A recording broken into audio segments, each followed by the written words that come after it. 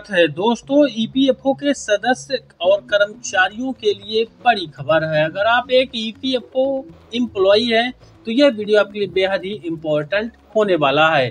EPFO समय समय पर अपने कर्मचारियों के लिए नियमों में बदलाव करता रहता है।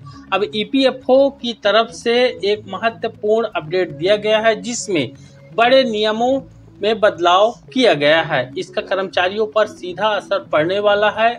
वह इस वीडियो को देखने के बाद अपनी डिटेल को तुरंत चेक कर लेंगे। कर्मचारी भविष्य निधि संगठन के अंतर्गत लाखों की संख्या में पूरे देश में कर्मचारी काम कर रहे हैं। कुछ दूसरे देश से भी यहाँ पर आकर काम कर रहे हैं। अब कर्मचारी भविष्य निधि संगठन अपने कर्मचारियों को समय समय पर अपडेट देता रहता है। यहाँ पर जो अपडेट आप देख पाएंगे वह ईपीएफओ के बदले हुए नियमों के बारे में है। इसका सीधा असर कर्मचारियों पर पड़ेगा, तो कर्मचारी को अपनी डिटेल एक बार वीडियो को देखने के बाद जरूर चेक कर लेनी है। चलिए कंप्लीट जानकारी आपको यहाँ पर दिखाते हैं। कर्मचारी भविष्य निधि संगठन यानी कि ईपीएफओ ने 1 अगस्त से नए यूनिवर्सल अकाउंट नंबर यानी कि यूएएन बनाने के लिए आधार आधारित फेस ऑथेंटिकेशन अनिवार्य कर दिया है। 30 जुलाई को जारी एक सर्कुलर में ईपीएफओ ने अपने क्षेत्रीय अधिकारियों को निर्देश दिया है कि वे नए यूएएन केवल आधार पर आधारित फेस ऑथेंटिकेशन टेक्नोलॉजी यानी कि FAT के जरिए ही बनाएंगे।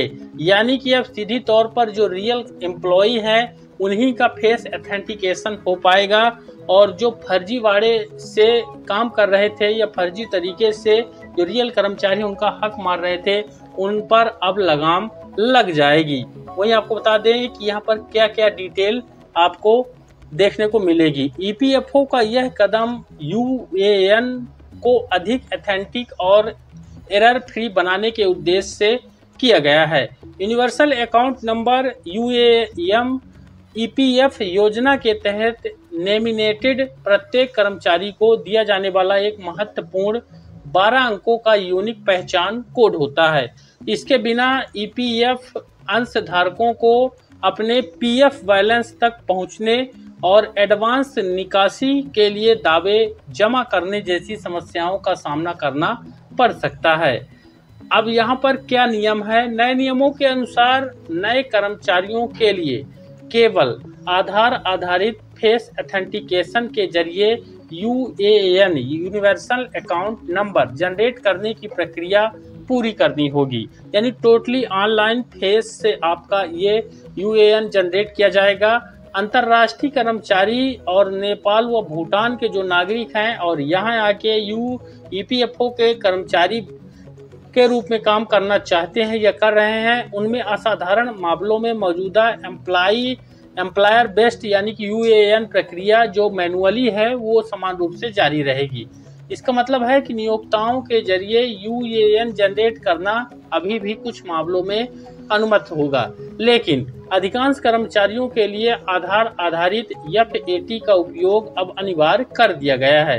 नए कर्मचारियों को यह भी ध्यान रखना चाहिए कि यह प्रक्रिया उमंग ऐप के जरिए ही पूरी करनी होगी। साथ ही इसका असर किन पर पड़ेगा? चेहरे की पहचान नई अनिवार्यता मल्टीनेशनल कंपनियों को मैन पावर सॉल्यूशन प्रदान करने वाली स्टाफिंग फर्मों के लिए समस्या पैदा कर सकती है। ईपीएफओ को दिए गए एक हालिया प्रस्तुतिकरण में भारतीय स्टाफिंग फेडरेशन यानी कि ISF ने इस बात पर जोर दिया कि संशोधित नीति कर्मचारियों के लिए समस्याएं पैदा कर सकती है, क्योंकि उनमें से कई के मोबाइल नंबर उनके आधार से लिंक नहीं है। भारतीय स्टाफिंग फेडरेशन यानी कि ISF जो कि 18 लाख से अधिक कर्मचारियों को रोजगार देने वाली 135 से अधिक अनुबंधित स्टाफिंग फर्मों का प्रतिनिधित्व करता है, ने इन नए नियमों से उत्पन्न चुनौतियों पर प्रकाश डाला है। फेडरेशन ने यह भी कहा है कि उपयोगकर्ता की नई प्रणाली से अपरिचितता और प्रमाणीकरण के दौरान फोन मॉडल और कैमरा सेटिंग में संभावित विसंगतियों के कारण समस्याएं उत्पन्न हो सकती हैं। अब ये तो यहाँ पर कर्मचारी के ऊपर है कि वो किस प्रकार से अपने फ़ोन में सेटिंग करके अपना यह यूएएन का वेरिफिकेशन पूरा करके अपना यूएएन प्राप्त करता है। हालांकि सरकार की तरफ से यहाँ पर वैकल्पिक रूप से अभी भी मैनुअली यूएएन बनाने का प्रावधान रखा गया है।